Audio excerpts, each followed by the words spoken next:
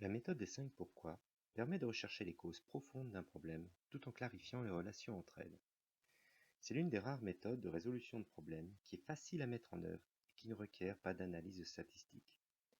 Cette méthode fonctionne pour des problèmes qui impliquent des personnes ou dont la source se trouve dans des interactions avec des personnes.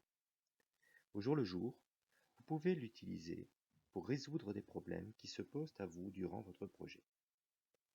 Elle consiste à se poser au moins 5 fois la question « Pourquoi ?» face à un problème. Bien entendu, la cause racine peut être identifiée avant ou après les 5 itérations. Retenez simplement qu'il faut continuer à poser la question jusqu'à ce que toute votre équipe s'accorde sur la cause fondamentale. Ainsi, de manière itérative, les causes et sous-causes du problème en question apparaissent et vous remontez aux causes premières d'un dysfonctionnement ou d'une situation observée.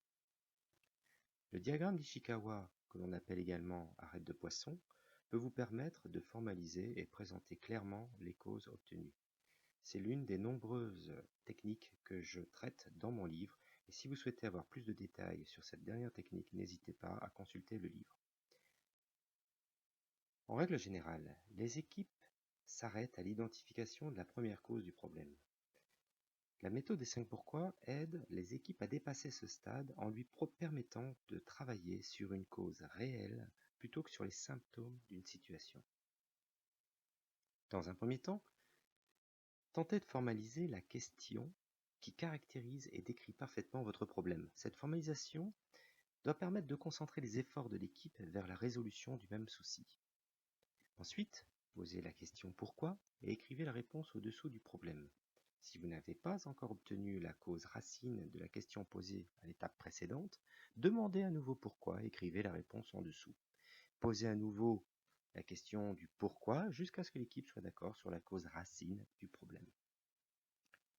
Je vous fournis un exemple. Pendant la phase de conception d'un projet, vous avez défini avec votre fournisseur une méthode précise pour réaliser des ateliers de spécification aboutissant chacun à des documents. Vous suivez les dates de livraison par le fournisseur de ces fameux livrables de sortie, qui sont les spécifications écrites, et vous vous rendez compte que les livraisons prennent du retard. Le problème de départ est donc le fournisseur produit les spécifications en retard. Pourquoi ? Au moment d'écrire les documents, des informations sont manquantes et le fournisseur doit interroger à nouveau les experts fonctionnels du client, ce qui ralentit le processus d'écriture et augmente la charge de travail. Pourquoi ? Les ateliers limités à 2 heures, selon la méthode définie, contraignent le temps d'échange fournisseur-client pour répondre à toute la problématique. Le fournisseur finalise généralement l'atelier en ayant posé seulement 75% des questions. Pourquoi ? Le fournisseur pose ces questions durant l'atelier et les concepteurs, les experts clients, doivent se mettre d'accord sur une réponse commune en cours de réunion, ce qui consomme la majeure partie du temps de l'atelier. Pourquoi ? L'ordre du jour de l'atelier et les sujets obscurs pour le fournisseur sont connus seulement au moment de l'atelier. Le client est donc dans l'incapacité d'anticiper une quelconque réponse. Pourquoi ? Compte tenu de la charge importante de préparation, le fournisseur est prêt seulement la veille au soir de l'atelier. Les questions et points à préciser sont connus seulement en fin de journée, seulement pour un atelier qui a lieu le lendemain matin. On va donc mettre en place un certain nombre de mesures, des mesures temporaires et des mesures permanentes. On décide de décaler tous les ateliers d'un jour. On décide donc d'un jour de retard dans le planning. Le fournisseur transfère au client toutes les questions qu'il pensait poser durant l'atelier du jour. Pendant ce temps, il prépare les questions des ateliers suivants, du surlendemain ou du lendemain, auxquels les experts clients devront répondre. Le client, quant à lui, tente de répondre aux questions fournies par le fournisseur à ce jour, et les experts fonctionnels disposent donc d'une journée pour se mettre d'accord, en dehors de l'atelier. C'est déjà un premier gain. Les experts ne sont plus obligés d'assister aux ateliers, puisqu'ils ont apporté leur contribution en amont de l'atelier, et les ateliers à venir seront préparés ainsi, on donnera les réponses en dehors de l'atelier et en avance de phase.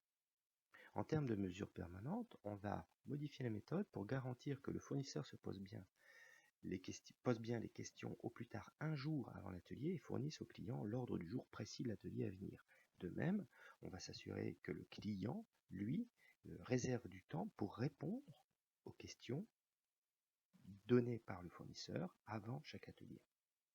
On mettra en place quelques mesures de vérification. On va suivre le nombre de jours avant atelier pour la remise des questions par le fournisseur.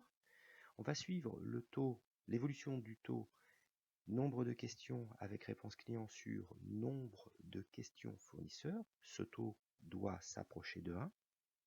On va également mesurer l'évolution du retard de livraison des dossiers de spécification par le fournisseur, c'était quand même notre problème de départ. Et ensuite, on va ajouter une mesure qualité sur les spécifications. Est-ce que toute la problématique client vue en atelier est traitée dans le document? On mettra en place un suivi de la couverture des exigences.